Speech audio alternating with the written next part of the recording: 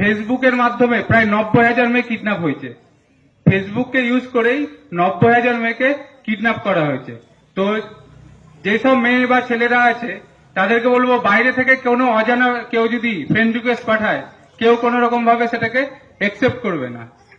আর আরেকটা নতুন দেখা দিচ্ছে, আমাদের থানায় এসেছিল ক্লাস 6-এ পড়ে একটা মেয়ে, 12 বছর না 13 বছর বয়স, ক্লাস 6-এ পড়ে।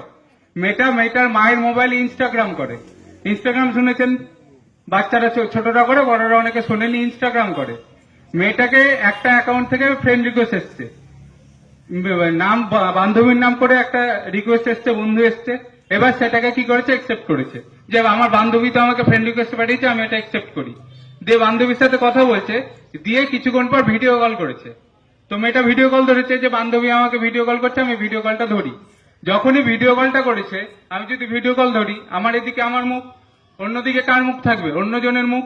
সেদিকে কি দেখা গেছে, একটা ছেলে উলঙ্গ অবস্থায় দাঁড়িয়ে আছে।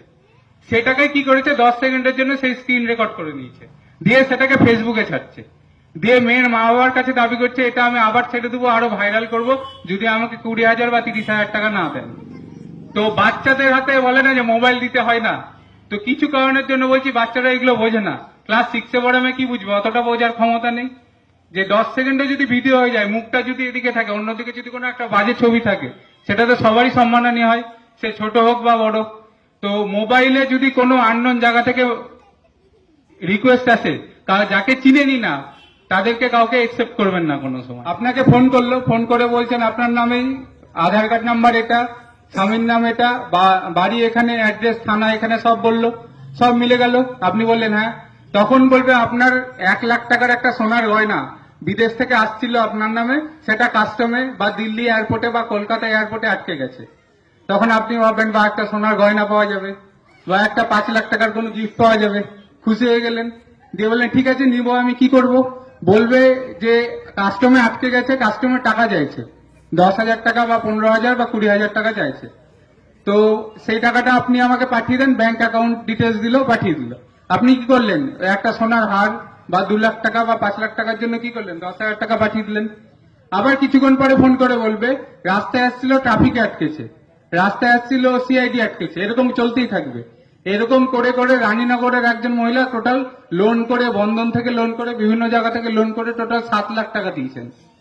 ঠিক আছে, 7 লাখ, 7 লাখ, 7 লাখ টাকা দেওয়ার পরে আবার চাইছে 1 লাখ টাকা, যে আপনার বাড়ির কাছে আছে, রাস্তায় আটকে গেছে, এবার আপনি এই টাকাটা দিন, আপনার বাড়িতে পৌঁছে যাবে।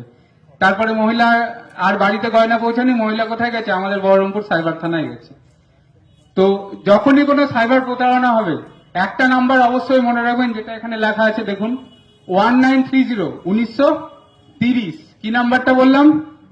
1930। এই নাম্বারটা সকলে মনে রাখবেন, 1930। যখনই দেখবেন আপনি কোনো সাইবার প্রতারণার ফাঁদে পা পড়েছেন, তখনই কি করবেন, 1930 নাম্বারে ফোন করবেন, আর লোকাল থানায় যাবেন, একটা জিডি করবে, বা লোকাল থানা আপনাকে বলে দিবে কি কাজ করতে হবে। কারণ এখান থেকে বহরমপুর সাইবার ক্রাইম থানা অনেকটা দূর, 1.5 ঘন্টা 2 ঘন্টা লেগে যায়। তো যে তার আগে যদি কমপ্লেনটা করে নেন, যদি আপনার সাইবার ফ্রড হয়, 1,000 টাকা, 2,000 টাকা, 50,000 বা 1 লাখ টাকা চলে গেছে, আপনি সঙ্গে সঙ্গে কি করবেন, 1930-এ ফোন করবেন, না লোকাল থানায় যোগাযোগ করবেন। কারণ যত তাড়াতাড়ি, 1 ঘন্টার মধ্যে কমপ্লেন করতে পারলে আপনার টাকা আটকে থাকবে।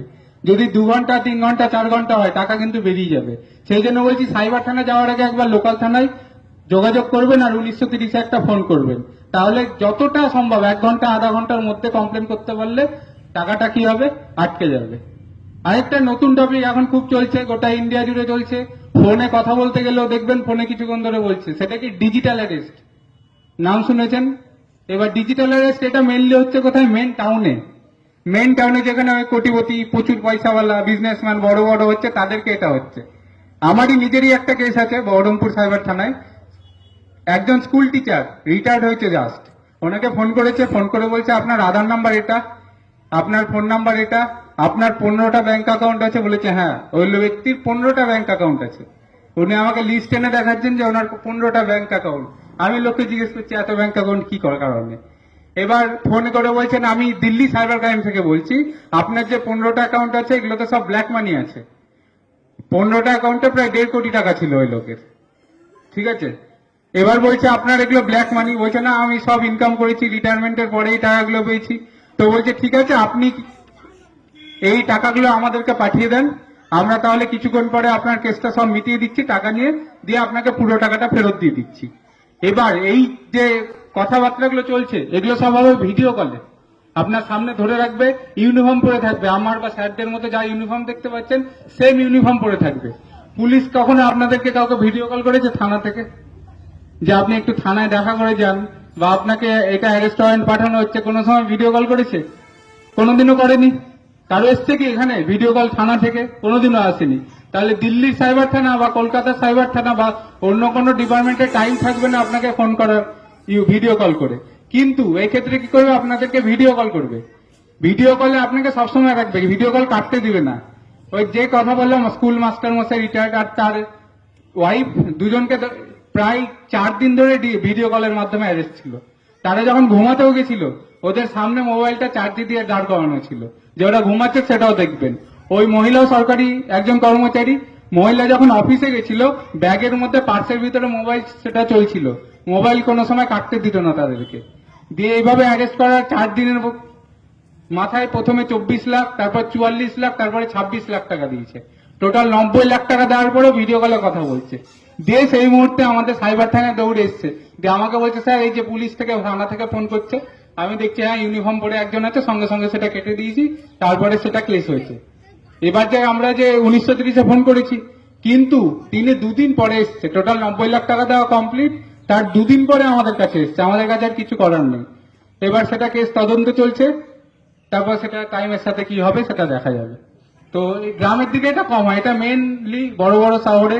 দিল্লিতে সবচেয়ে বড় হলো, দিল্লিতে একজন 1.5 কোটি টাকা দিয়েছে, ডিজিটাল অ্যারেস্টের শিকার হয়ে 1.5 কোটি টাকা দিয়েছে। এটা গ্রামের দিকে কম, শহরের দিকে বেশি।